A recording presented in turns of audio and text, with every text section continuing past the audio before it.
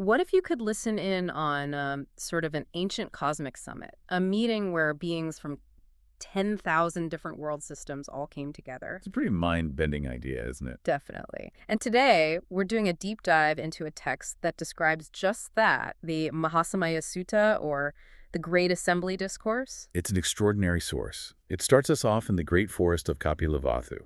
The Buddha, the Bhagavan, is there with his core community, 500 monks, all arahants, fully enlightened. Right. And this isn't just any gathering. The text says deities from, 10,000 world systems showed up, primarily to see the Buddha and these monks. It's staggering. Not local, universe-spanning. So our mission today is to unpack this. Who was there, why, and what actually happened, because it gets pretty dramatic. It really does. It was this huge interdimensional convergence, you could say, all drawn by the Buddha. Okay, so let's dive in. Who arrived first? The text points to 4 specific deities, right? From the Suddhavasa. Yes, the pure abodes. These are very high realms, Yeah. beings close to liberation themselves. And their arrival is described so vividly. They just appeared, like vanishing from their world and instantly materializing. Like a powerful person extending a flexed arm. That's the phrase used, instantaneous. And they didn't just say hello. They offered verses, these kind of poetic salutations. Exactly, which tells you a lot about why they were there and what they understood. The first one basically states the purpose, yeah. Yeah. Great assembly. Divine beings assembled. We came to see this assembly of Dhamma, the invincible Sangha. Sets the stage. Absolutely. It's about witnessing this spiritual power. Then the second one focuses on the monks themselves. Oh, right, how they were concentrated, minds straight, guarding their senses, like a charioteer holding the reins. Yeah, emphasizing their discipline. That's what was drawing these beings. In the third verse, that's the one about freedom, isn't it? Cutting the stake, the bar. Uprooting the indakliya, the gatepost. Powerful metaphors for breaking through attachments and limitations. Wandering untroubled, pure. What an image! Like noble elephants, it says. Well trained by the Buddha, the eye. It's a depiction of complete spiritual mastery. And the fourth verse offers this, well, powerful promise. That anyone who takes refuge in the Buddha won't fall into lower realms. They'll eventually join the divine hosts. Precisely. It highlights the security and the ultimate positive destiny offered by the path. So after these greetings, the Buddha turns to his monks, and he tells them something huge.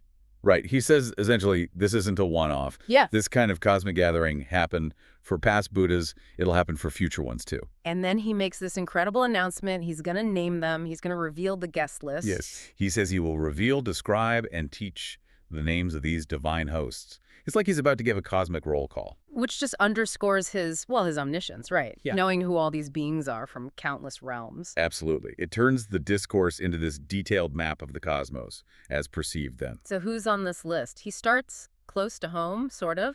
Earth-dwelling spirits? Bumayak. That's right. And not just a few. 7,000 yakas, just from Kapilavatthu itself, described as powerful, radiant, beautiful. Glorious, yeah. And then thousands more from other places. Hemavata Satajira?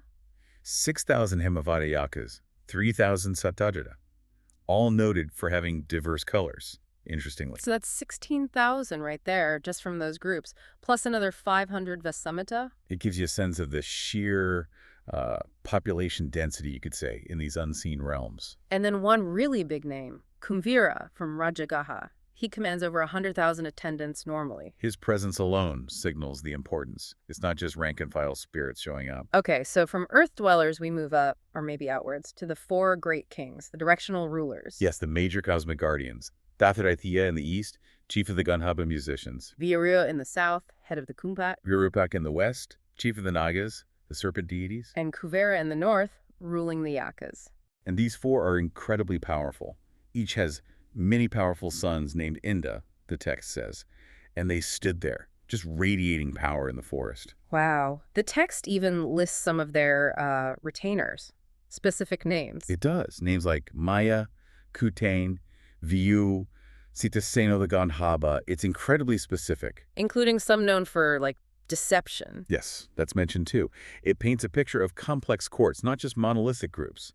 Hints at the political landscape, maybe. of these realms. Fascinating. Okay, after the kings. We get the Nagas, the serpent deities again. Various groups are listed: Namhasa, Vasali, Tachaka, even the immense Aravana, a great Naga. And then comes a really interesting twist involving their enemies. The Supanchas, or Garudas, these divine birds who are traditionally mortal enemies of the Nagas. But here, something incredible happens. The Buddha's presence creates a safe zone. Exactly. The text explicitly says the Nagas were safe from the Supanchas because of the Buddha. And this led both groups to take refuge in the Buddha.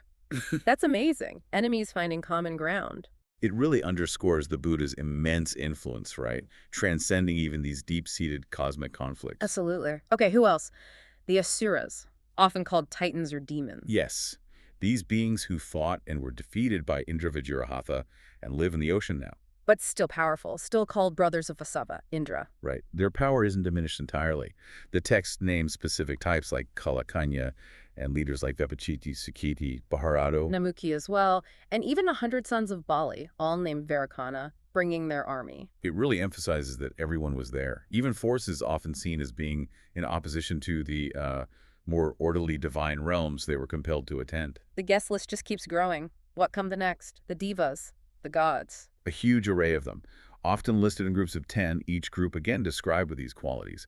Diverse colors. Powerful, radiant, beautiful, glorious. It sounds like a celestial parade, starting with elemental gods. Water, earth, fire, wind. Yes. Apo, Pahavi, Teho, Devas.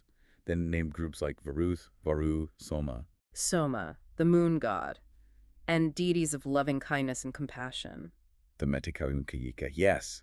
It shows this ancient view where divinity permeates everything, nature, qualities. Then more celestial ones, linked to the moon and sun, cloud deities. Kanda Supanisa near the moon, Surya Supanisa near the sun, the Mandavalahaka cloud deities led by constellations, and big names like Vasavosaka or Indra and Purandado. Chief of the Vasu gods. It's just layer upon layer of divine beings. And the categories get even more diverse.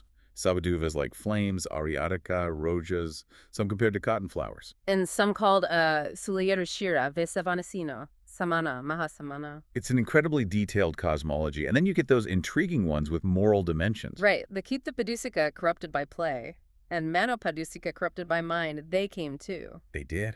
Which is fascinating, isn't it? It suggests the Buddha's draw wasn't just for the purely virtuous. Even beings still caught in certain defilements were there. Maybe seeing a path out? Perhaps. It implies the universality of the teaching's potential. Then there are Harayo Devas, red-clothed ones, Parga, Mahabhaga, Sukha, Karumha, Arum, Beganasa, Odatageha, Vikakanya, the discerning ones. Sadamata, Hargaja, Misaka, and Pajuno, the rain god thundering through the directions. It's almost overwhelming. And then higher still, Kimiya, Sita, Yama. Katahaka, Lambataka, Lamasita, Yotinama, Atelva. And then Manharatino and Paramita, gods who delight in creation and control others' creations. Wow. The text sums it up as 60 divine hosts. 60 main groups, yes. All these diverse beings gathered to see the one who has transcended birth, crossed the flood, without taints, like the moon beyond darkness, a powerful description of the Buddha. And finally, the absolute highest level, the Brahmas. The lords of the highest heavens, Subrahma, Paramata, the sons of the powerful one, Sano Kumaro, Tisam. And the great Mahabram himself, presiding over 1,000 Brahma worlds. Described as glorious, with a fearful body, along with 10 other powerful, self-controlled lords and Harita with his attendants. This is the absolute pinnacle of the cosmic hierarchy present. So you have this unimaginable assembly, everyone from earth spirits to the highest Brahmas. Peace between old enemies, just cosmic harmony centered on the Buddha. Exactly. A moment of profound convergence. And that's when it happens. That's when Mara attacks, the evil one, representing delusion, temptation, death itself. He sends his army with that chilling command, come, seize, bind, let them be bound by passion. Surround them completely, let no one escape. The text describes this terrifying sound, like a storm cloud, thunder, lightning. It's a direct assault, right, aimed squarely at the monks' liberation from passion, trying to drag them back down. A full-on spiritual war breaks out right there amidst this divine assembly. But the Buddha, the eye, sees it all, knows exactly what's happening. Instantly, and he calmly tells his disciples, Mara's army is coming, recognize them, he prepares them. And the monks, how do they react to this cosmic onslaught? They put forth effort, based on the Buddha's teaching. They respond with, well, unwavering resolve. And the result? Because they were without passion, Vittargahi Mara's attempt completely fails. It has no hook, no hold on them. Their hair didn't even tremble, the text says. Not a single hair. Utterly unshaken. They are described as victorious in battle, past fear, glorious, and they rejoiced with the assembled beings. Wow, so the ultimate victory wasn't about fighting Mara outwardly, but about their inner state rendering him powerless. Precisely. Their inner freedom was the victory.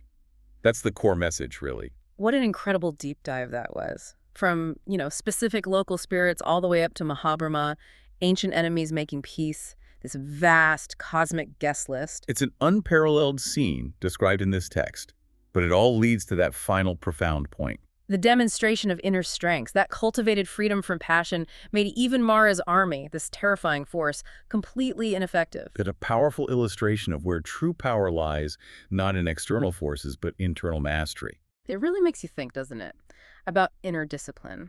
We live in a world that's constantly trying to bind us with passion, desires, fears, distractions. All the time. So what does this ancient story suggest about being truly unbound in the face of all that? Yeah. And maybe a final thought to leave you with.